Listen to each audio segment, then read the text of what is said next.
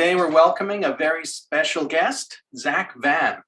Zac is known as one of the most active and helpful voices in the world mobile community. But beyond that, he's also the director of Australasia Affairs. His finger's on the pulse of everything that happens, and we are here to understand why. Zac, welcome. Can you tell us the story of how you ended up in this unique place? I believe it involves a childhood friendship with Charles Barnett, who's now the Chief Business Officer of WM, and that led to an awareness of something new and exciting happening. Yeah, so I was actually born in England, same place Charles was. So my father and his father were childhood school friends. So we grew up together, and I moved to Australia when I was about 8, and we always sort of kept in touch through our parents. Then as we got a little bit older, we sort of, kept in touch as friends. I think it was I was about 16, and I went back to England to visit Charles and one of our other friends that we grew up with, and we went and did a little travel holiday around Europe. And that really blossomed into a beautiful adult friendship between myself, Charles, and a few of my other friends in the UK that I grew up with. And I sort of would try, pre-COVID, I'd be going back to the UK maybe every year or every second year. And I always made a point of visiting Charles. Depending on where he was in the world, it would either line up or it wouldn't. And I've known Charles and Ian have been in telco for quite some time. So Charles had always been telling me, I've got this project and I'm doing this telco thing. And I kind of didn't really give it the time that it probably deserved, because in my head I'm thinking, oh yeah, telco, okay, you've been in telco forever. It's not really something that I'm interested in. I just instantly thought of the Vodafones, the Telstras, the Oranges of the world. And it was probably about a year and a half ago, maybe a little bit longer, possibly about 2 years, Charles called me up and he's like, and I was like, oh, hey, how are you? And he's like, I'm good. I'm at the airport in Africa. And I was like, sorry, what?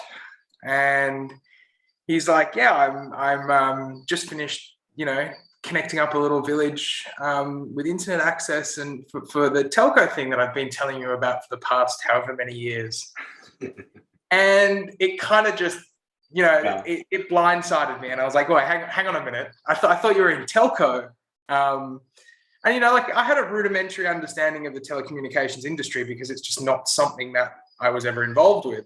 Right. So Charles started sending me some photos of, I'm sure you've all seen the video of the smart village. Mm-hmm.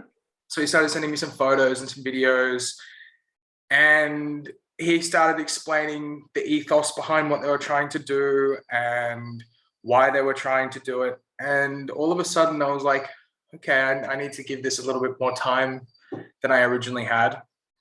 And so Charles started explaining to me some of the facts about the people who have been left offline and how many people weren't connected. And when you're not immersed in that environment, you kind of, it's an ignorance is bliss situation. Yeah. And once I learned about it, I couldn't stop thinking about it. So I picked Charles' brain as much as I possibly could about World Mobile and what they were doing. And then I started doing my own research on being left offline and how many people had been. And all of a sudden, it was just like this light bulb moment where I was like, okay, this is a big problem. Half the world has been left offline. Right. And so I started to do a little bit of research into areas like Australia and Asia and Pacific Islands around New Zealand and all these little places that had been left offline and how many people didn't have connectivity. Yeah.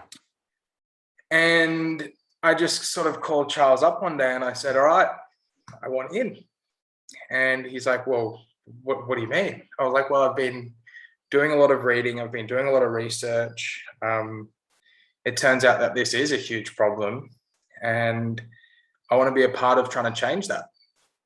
So obviously I'd been doing as much reading as I could about the disconnect and the people that have been left offline. But the thing that I didn't have any idea on was, okay, how are you going to achieve this? Mm-hmm. So I was introduced to Mickey through Charles, and then Mickey started just, I mean, you've met Mickey, you've spoken to him, you've seen what he's like on his videos. He is enthusiastic, charismatic, energetic. And he started explaining to me all these things that he's going to do and how we're going to do this and how we're going to do that. And, you know, this is how we're going to operate and this is what we're going to do. And this is how many people we're going to connect. And this is how many lives we're going to change. And for me, that was, you know, signed, sealed and delivered. I saw, you know, over the years of growing up, I saw how successful they'd already been in the telecommunications industry. Mickey's background. I was then introduced to Alan, and I've had the honor of working underneath of Alan to explain to me the new technology side of things and explain to me about the telco space and really like bring me up to speed. And then as things sort of progressed, I started looking at markets here, and you know, our focus is definitely on Africa, but it's world mobile, right? The idea is we're going to connect the world. So, you know, obviously being located in the area that I am, I sort of fell under that Australasia director title, and here we are now. Yeah. I mean, and of course, when it comes to the area you're addressing, while World Mobile is starting out with some major projects in Africa, there's a lot to do in Australasia. And, you know, it's same in various parts of the Far East. We were just having on our last show a discussion with Bibi, one of the Lampos, and she was pointing out that in the Philippines, over 70% of people have no bank account. And, you know, when you're dealing with these kind of numbers, you're realizing, well, we have to connect people, we have to on-ramp people. But I do have a question related to, you know, you knew Charles, you knew about some of the stuff he was doing in Telco, and then he was doing this new thing, which not only involved, let's say, a new geography, working on some stuff in Africa, but a completely new mental model. Was it a leap to jump that mental gap in between what you knew about telcos and then what blockchains do? Was that a hard leap to take? So I'd been messing about with crypto, I think, since 2010. I remember using Bitcoin to buy things on World of Warcraft, like on-game purchases through forums and all that kind of stuff. So I'd been kind of aware of blockchain for quite a while. Yeah. And I'd watched the space evolve. I watched, you know, Ethereum come out and, you know, bring this whole new layer for decentralized apps to be built upon and a whole new ecosystem. So I'd kind of been keeping a very close eye on the crypto space for quite a while.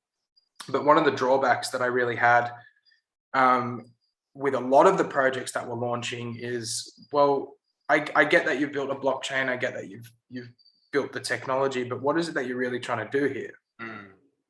And also, I don't understand the business model behind your crypto. Right.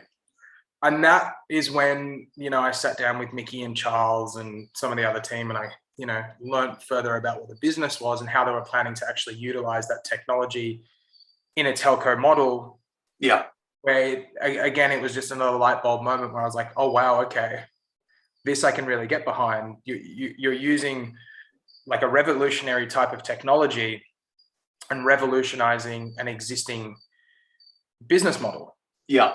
And you've created this synergy between the two, not only to do good and connect half the world, but also to create some sort of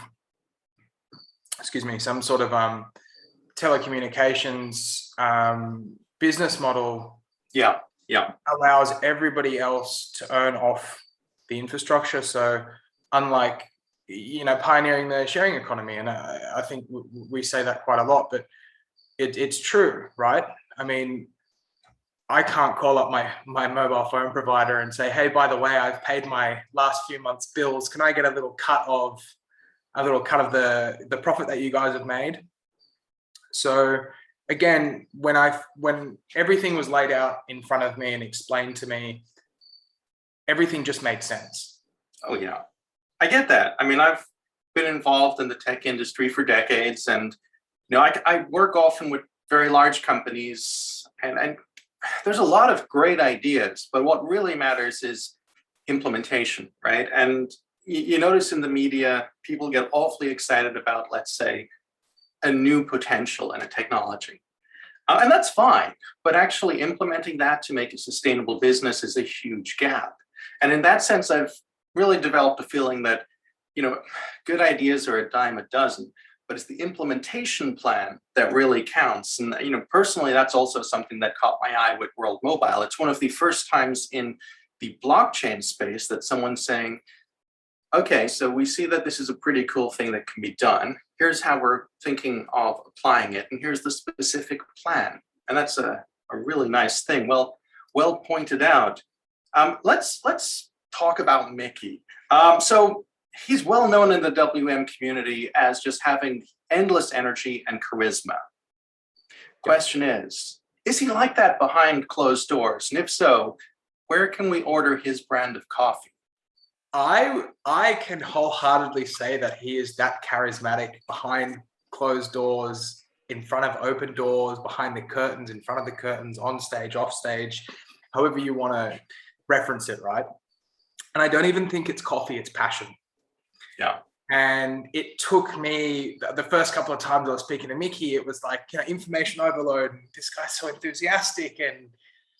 And all of a sudden, as I started to really get to know Mickey, I was like, this is not a false energy. This is passion.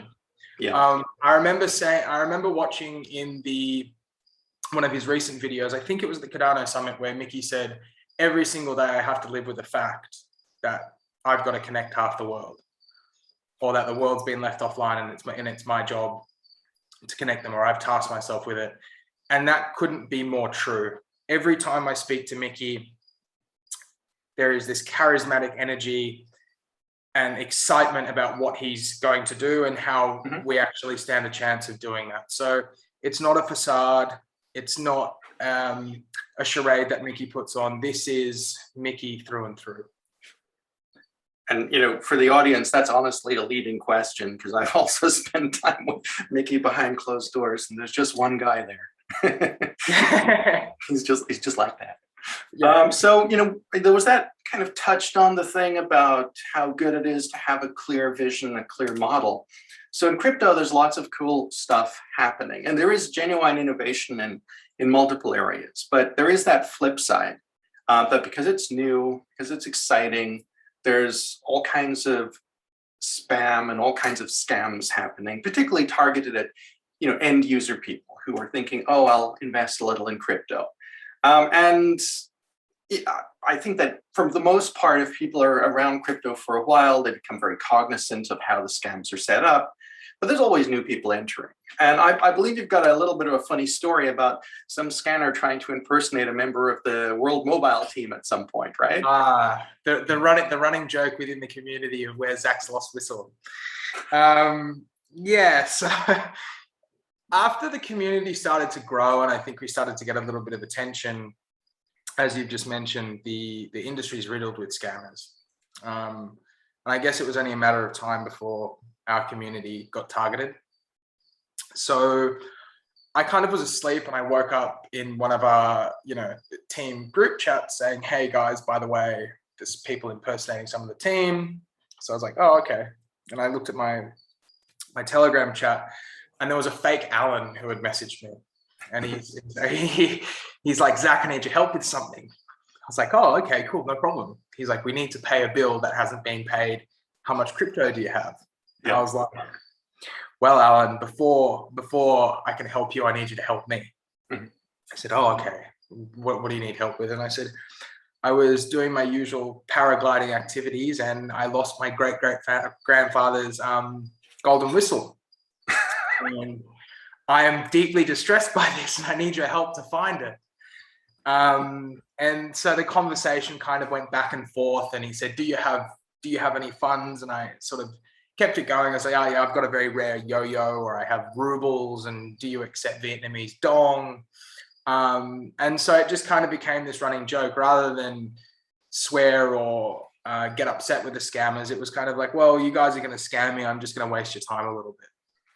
So I circulated the screenshots of the conversation that I had with the scammer in the community, and the focus point was really, where's my lost whistle? I need you to help me find the whistle before I can help you do anything. And that's sort of where that's come from. It's surreal.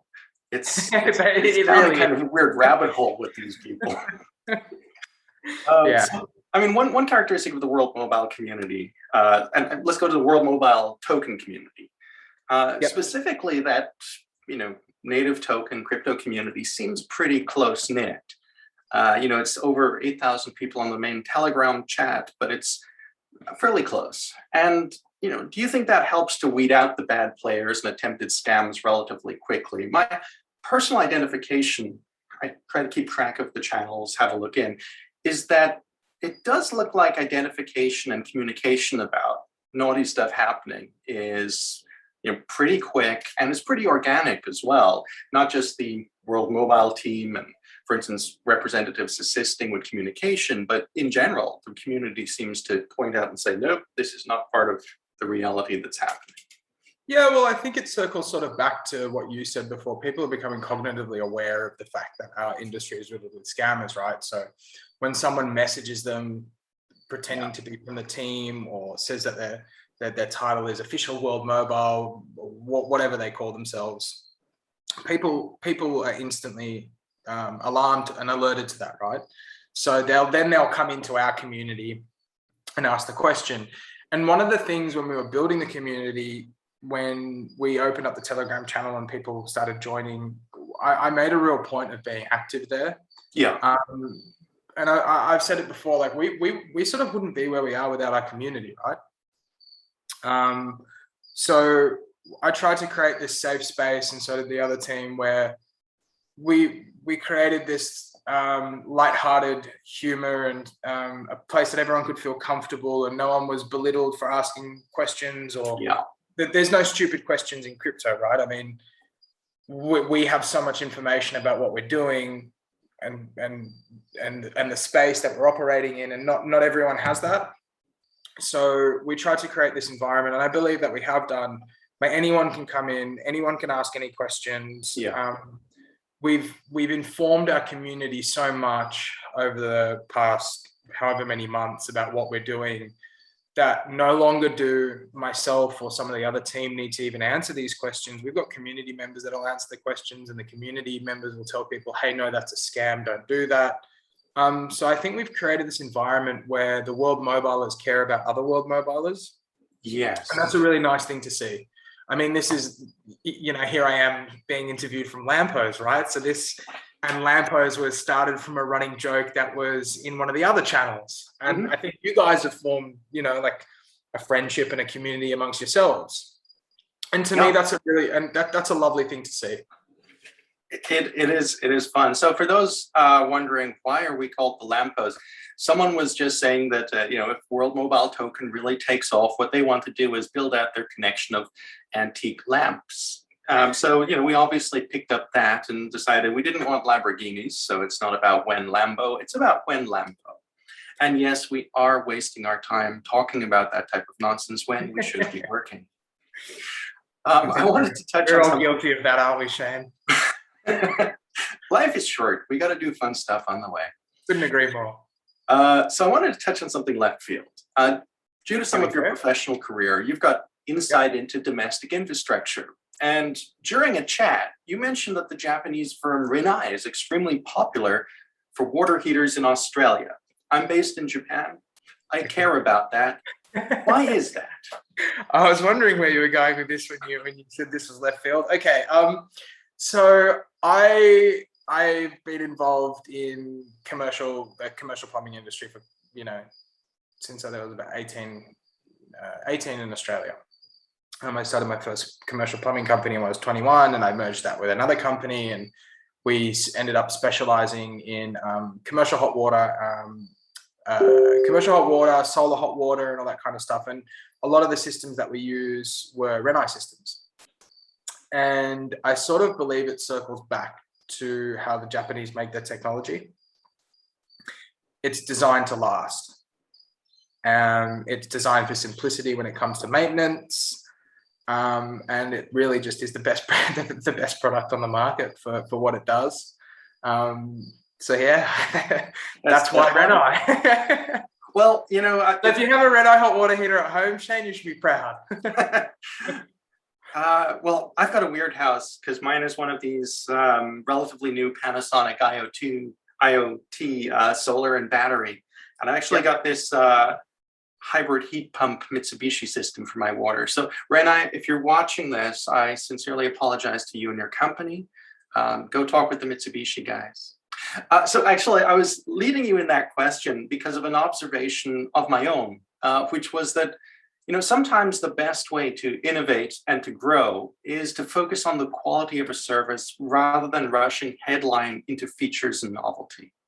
And after a couple of decades in the industry, it's really noticeable around tech that the companies which focus on, you know, quality of what they're doing and implementing that, as opposed to having the latest features or trying to stick out just because, it's the former companies that tend to be the ones that last. And that's one of the things I like about World Mobile. It's starting with the basics of how to do this and building out. So tenuous as it may be, I see a parallel with how some Japanese companies like Rennai approach the market and what World Mobile is up to in this kind of long-term vision. It's something that it seems appealing. Yeah, well, I think you couldn't have sort of hit the nail on the head better there, Shane. What we're doing is really making sure everything that we do works. We've got one shot at this. We've got half the world that's been left offline that needs to be connected. So we're focused on building a sustainable, scalable business model. It makes sense.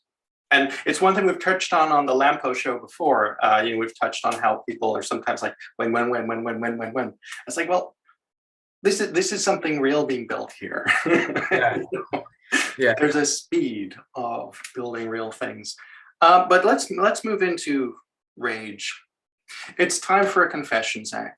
Are you secretly angry that World Mobile has sponsored Fulham, a British football club, instead of a good old Australian rugby club? Oh, look, not upset. No, not upset. No, there's plenty of, and it's not a sponsorship. It's a partnership, right?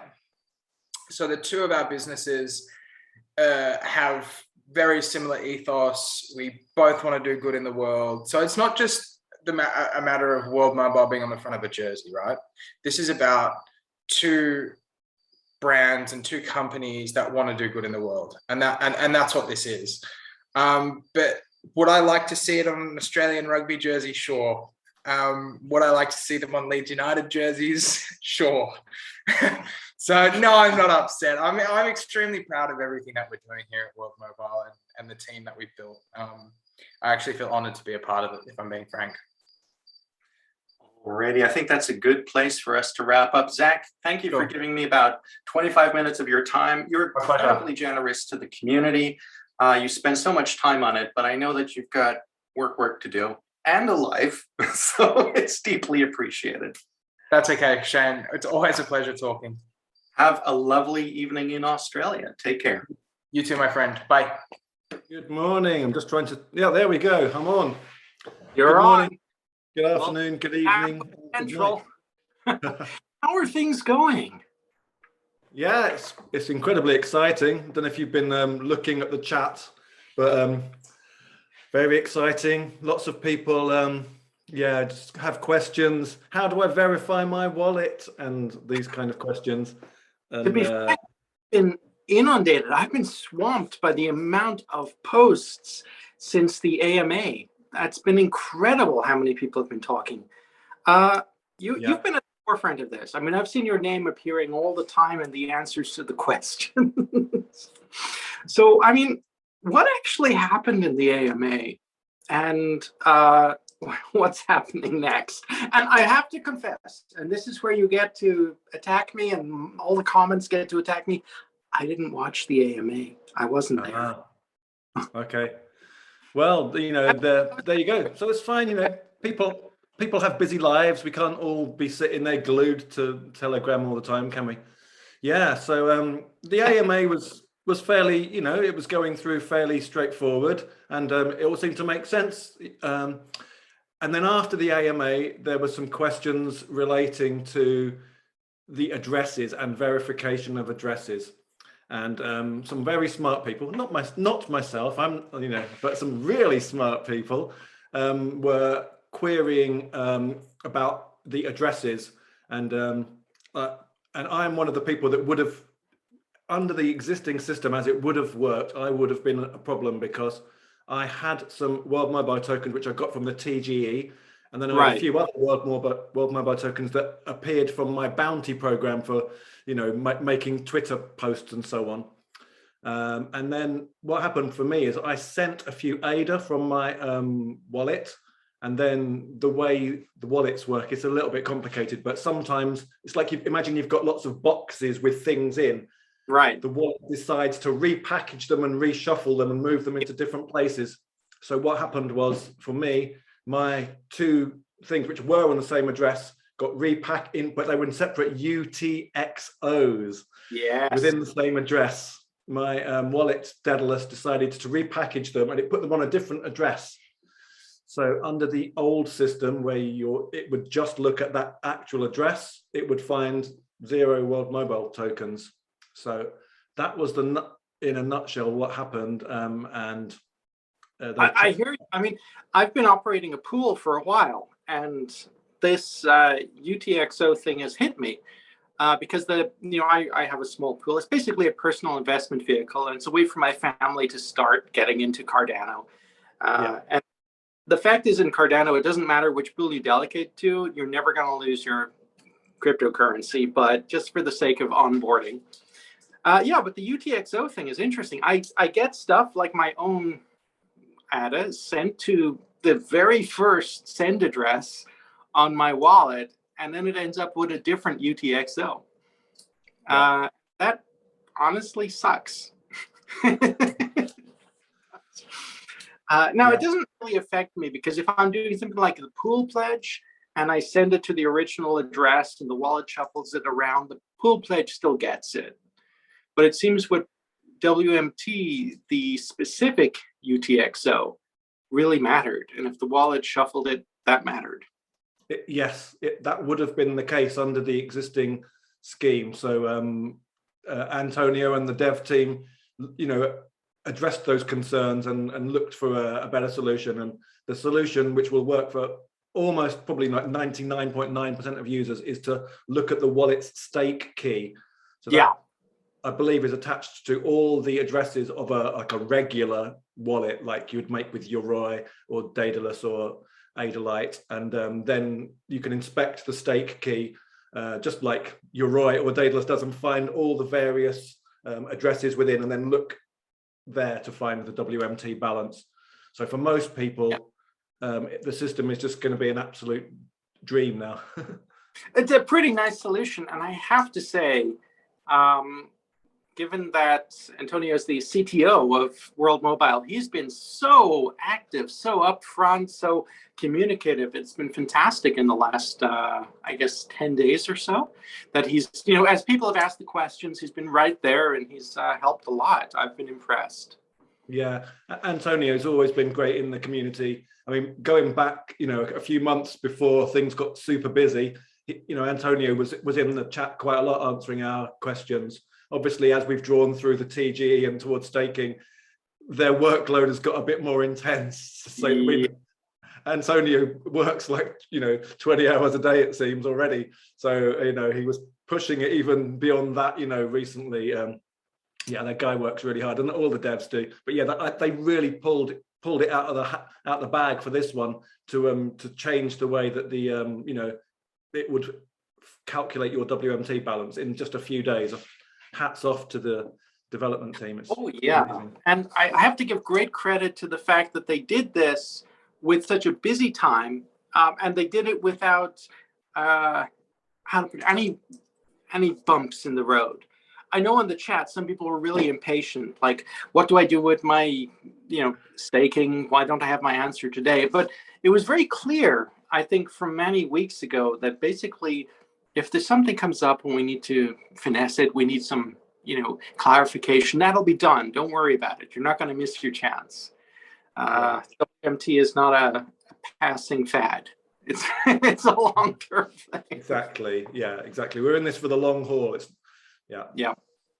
I have noticed that, and it's fine that people are speculators and so on. That's fine, but expecting the first 24 hours of, let's say, reserving a vault to matter, or expecting the first 24 hours of eventual listing on, a public exchange to matter.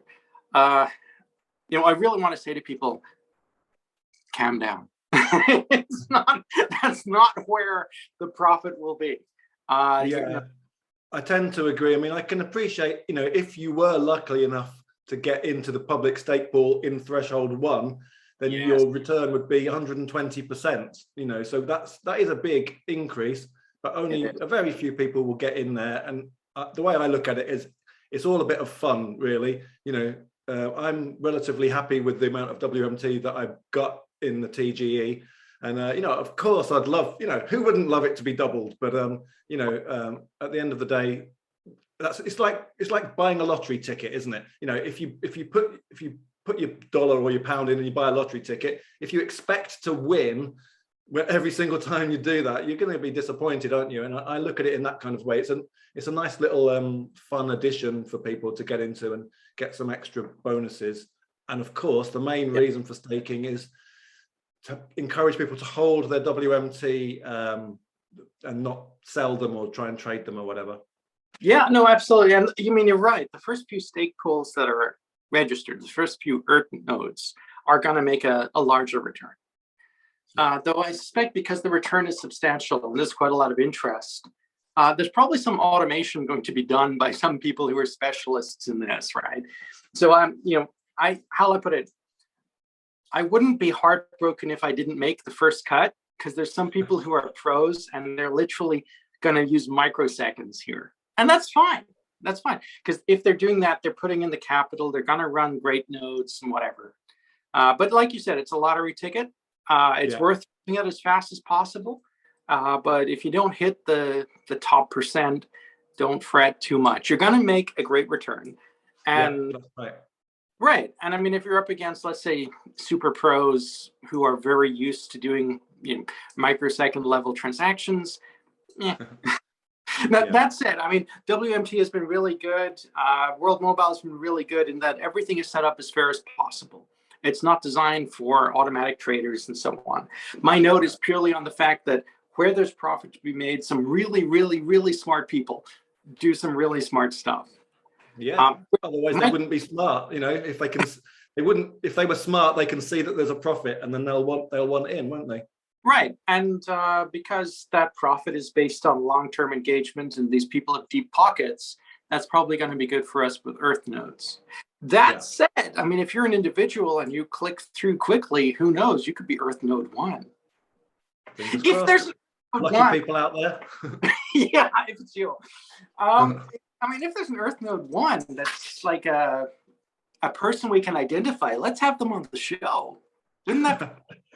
Yeah. I was musing that in one of the other group, the ERT node group that people talk in, and I was wondering, would people want to say, "Hey, I got number 3" or "I got number 5," or would people want to just keep it quiet? Right, because they're going to be getting, I think it's 97% or something back in the 6 months. I think it's 94 for the first 5 ERT nodes, and then it drops down to something like 78 or something like that for the second one. Terrible. I know. Well, those first ERT node people, I think, will be putting a flag in history.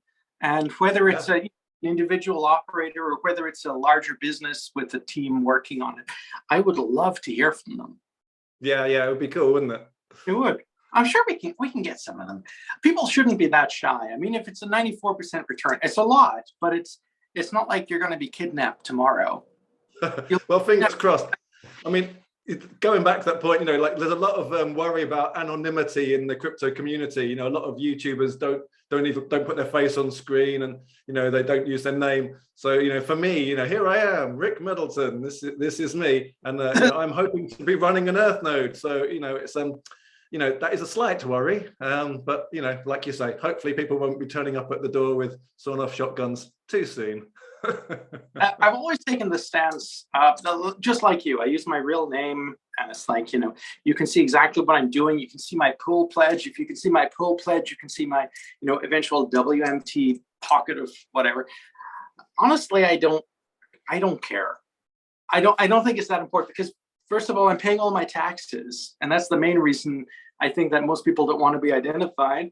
And second of all, if you kidnap me, come on, Elon Musk.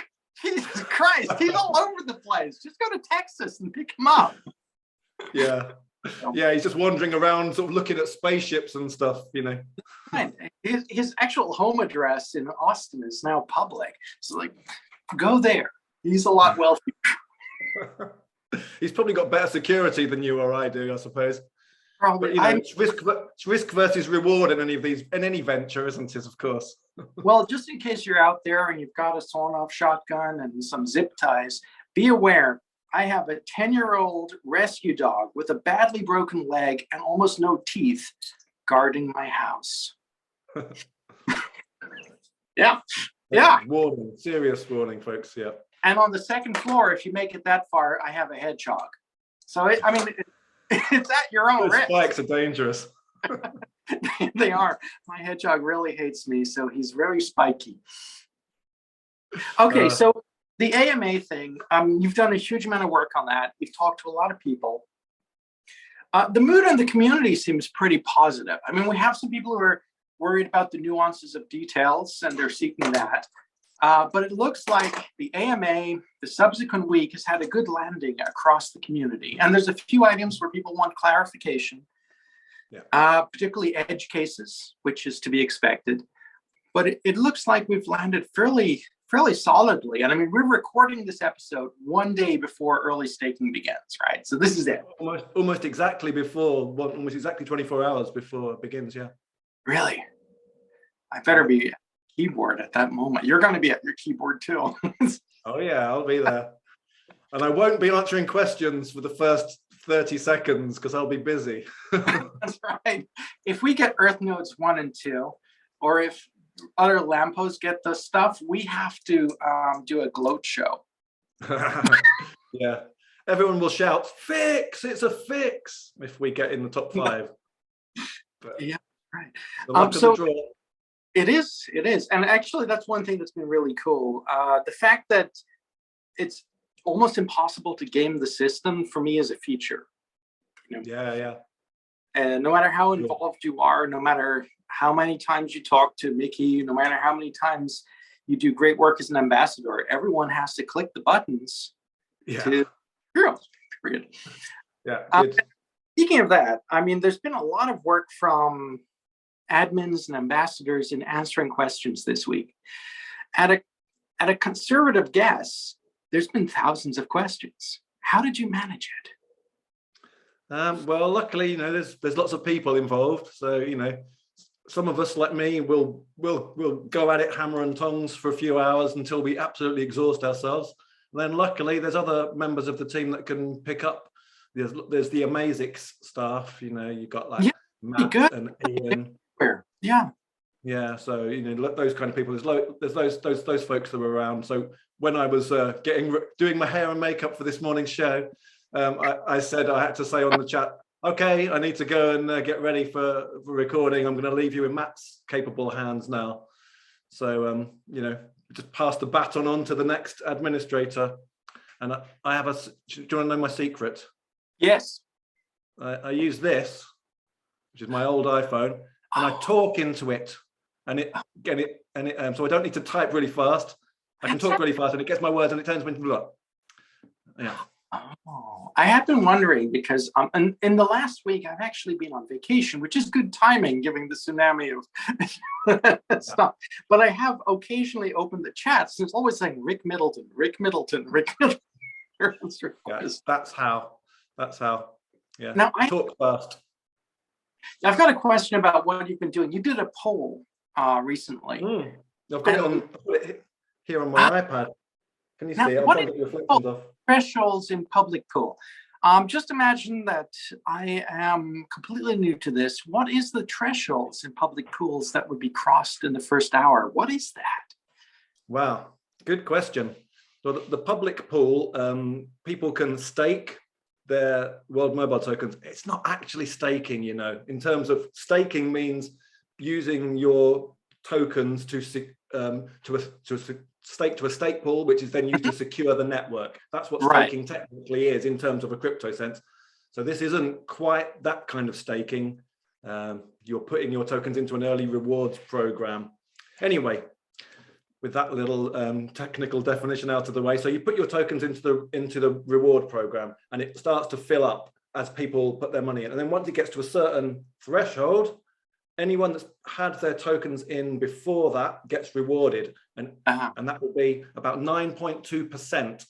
And then people keep adding their tokens, and another threshold is down here, and then people keep adding their tokens, and everyone that's had their WMT in before this point gets an extra 9.2%. And if you were up in this threshold, then you will have got that 9.2%, and then the interest will compound into this one, so you'll get an extra 9.2%. So for it's in your interests to try and click that button as soon as possible and to be one of the first people before these thresholds start to fill up.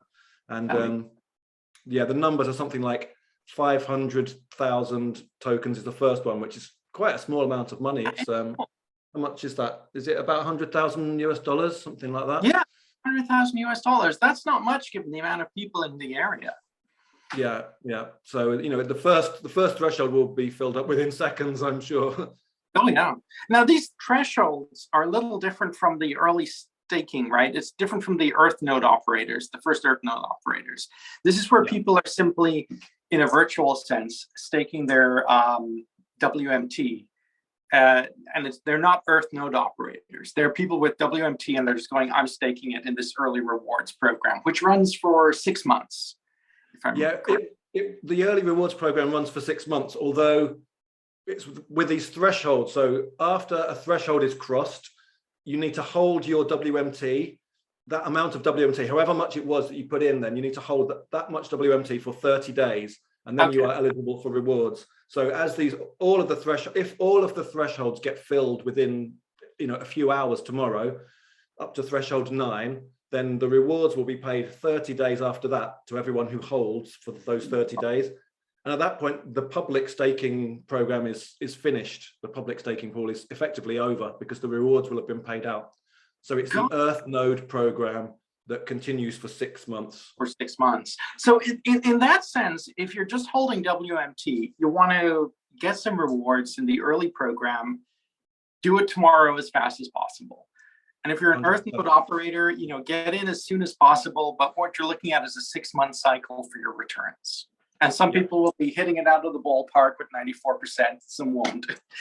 But everyone's getting a large return, actually. The Earth node operator thing is pretty generous. For the 18% is the minimum reward. 18, which is, I mean, that's phenomenal if you look at it. Yeah, I mean, trying to get that on the stock market, you'd be very happy, wouldn't you? That's right. The highest thing that I do trading, and the highest thing that's in my radar right now, I think, is ICANN Enterprises, IEP, for those doing stocks, and that's somewhere around 14%, right, per year, and that's a really, I mean, that's incredibly high return. So 18% as a minimum is not in to 6 be months. 6 months. So you're looking at 32% per annum, you know, effective. Yeah, yeah. Huge return. It is a very large return. Yeah. It strikes me that that's a genuine reward for people standing up to be operators and planning to build that infrastructure, because it's critical. Yeah. I like the fact that the minimum reward is 18% on the Earth node pool. That's one thing I've not heard people talk about. The minimum is 18%, whereas on the public staking pool, the last threshold is only 10%. Right. So which is still epic. Oh yeah, no, it's good. It's a decent return, but the point is, the minimum is almost twice as much on the Earth node pool as the minimum on the public pool. So it's something worth considering. It is, and I like that stuff because it's indicative of the fact that, you know, World Mobile is focused on essentially long-term engagement. The highest reward is for people supporting the infrastructure. And it's very important to have people holding the tokens and so on. But the ultimate thing is to have the infrastructure in place, and 10% as your maximum reward holding tokens versus 18% as your minimum reward as a node operator. It seems really fair to me. It's a good way to approach it. Now, what about the moon boys? I bring that up because I'm seeing people talking about 1,000% returns in a day and stuff like that, which bears no relationship to any fundamentals in any industry whatsoever. We do have a few, but we don't have so many, not so many in our ecosystem. No, I mean, the whole point, people are looking at other examples from the world of crypto, and where people often get confused is, some projects launch, with a market cap effectively of like, a few $100,000 or even a few $1,000. And then of course it'd be quite easy to do 1,000 times, 1,000% increase on that. But we've launched at $40 million. To do 1,000% from there is a substantially bigger task, and there's only so many dollars in the world for you can't for gains to go to a certain point. But having said that, I do understand that their point that if there is a very high demand initially, yes, we could see a price leap up ridiculously high, and then it doesn't get, and then the price could drop. So some people are saying we could see a 500 times spike, but it'll only last for seconds, and then it will come down to whatever, 20, 30, 10. That's a real point, because if you look at it from a sustainable perspective, based on World Mobile's plan, you should have an incremental growth over time. But we could have a massive spike and then a drop in the spike. And a good message for people is, if that happens, it's because the speculative kids jumped in real fast and then jumped out real fast. But the fundamentals are an upward curve over time. So stick with that. Don't get distracted. Yeah, I think that's right. Yeah. Now, one thing that we should do probably as we wrap up on the AMA topic is just to say that the team in World Mobile Official Channel are still active. They're still answering questions. And after the staking happens tomorrow, after all that happens, I'm sure that people will have additional questions. And I think it's worth just saying the channel will be there. Use it. Don't worry. Don't fret. Don't panic. If you have any questions, great people will be answering them. And the most important thing is that it's not like you're going to lose any massive opportunity if you're not clear on what's happening tomorrow. The real opportunity is 2 and 5 years down the line. So hold your horses, talk to the admins, clarify what you're confused on, and stay the course. This is an investment vehicle, not a speculative one. Yeah, that I'd say that. And I'll once I've clicked my stake button, once I've done that, I'll be there in the chat to help anyone that's got any problems or that's struggling. So I'll be there to help, and I'm sure there will be lots of other administrators around as well. I'm an admin. I'm an ambassador. I'm not quite. I don't think I have the admin tag. But there'll be other people there ready to help and answer questions. Yeah. I think that you and everyone else, admin or ambassador, have been doing amazing jobs. And once all this insanity has died down, the first thing we must do is just give you all credit for getting through this without a complete mental breakdown. It's been tough at times. There's been a few days where I type something like, "Oh no, backspace." That's a little bit snarky. Don't type that. I generally tend to not upset people with my posts. Occasionally, I speak my mind a bit too much, but it's generally worked okay. But when I can sense when that starts happening, and if I have to start doing that backspacing stuff too often in a space of like 10 minutes, I know now's the time to take a break and pass over to somebody else, because there's only so many times. I'm quite a patient fellow. But there's only so many times people can ask me, for example, when will the user interface be updated in the vault? Having, it's like I just answered it just there. If you'd only just scroll up just that far, you'd see and then if you scroll up that much further, you'd see it. It's like, I don't mind. I'm happy to answer it again and again, but that's fine. But when people start getting snarky with me, that's when I just that's what tests my patience. So. Nothing in the world probably, well, I mean, brain surgery, but almost nothing in the world more difficult than being an administrator in an actively growing community. And I should say administrator / ambassador. I mean, being at the forefront of the questions, I think I've said this, we have a private Lampo channel where we just talk nonsense and, joke about me. Hi, Mickey, you're not on the channel. You don't know if I'm telling the truth. But on that channel, what's interesting is that we don't face the same questions, but on the World Mobile main channel, you're looking at the same question maybe literally 1,000 times within 36 hours. And to do that takes a huge amount of willpower and resources. And I mean, great credit to you and everyone else. That's astounding. Some of the other people on there, are more professional sort of community ambassadors than myself. So, they've been doing it. Some of them have been doing it for quite a while now. So, those people are just, they're machines. They know what to do. It's kind of their job in a way. That's what they do. So as for me, I'm just a World Mobile lover, and I just offer my time and commitment to answer people's questions and help out best as I can. And I'll go hammer and tongs at it when I've got the energy, and when my energy starts to flag, or I've got to teach kids to play guitar or drum kit or something like that, then I have to go off and do that stuff. But we've all got other lives. We do, and I think that's important to emphasize. Behind every ambassador, every admin, there's a human with a life, and a family, and a family. Yeah. And the amount of work that's being done is incredible. And, to credit to the community, we've had a lot of great questions. We've had a lot of great engagement. People have more questions, and sometimes people are worried. Sometimes people are frustrated. And honestly, after looking at crypto for, what year is it? It's 2021. For 12 years, being in this field for 12 years. The nuances can be very complex, and it takes time not only for the users, but also the administrators and the developers to make sure that every nuance is correct. And in the early days, when you're setting up workflows, when you're setting up how to do things correctly, how to mediate it, there's adjustments, and it takes time. And I can understand entirely how people could be like, why hasn't this been fully fleshed out yet? And the answer is because to flesh it out properly takes time, and it takes your questions. And it's a feedback loop. Rick, I know you've got a real life, a real world, and it's Sunday, so we should wrap up before we take your whole day. Great to talk to you, Shane. Yeah, and just one last thing. Is that a Fulham t-shirt? Oh, it is! Let me show you the back.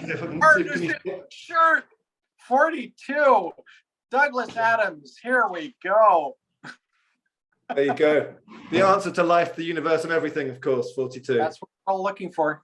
Take care, Rick. Be well. Have a great day. Take care.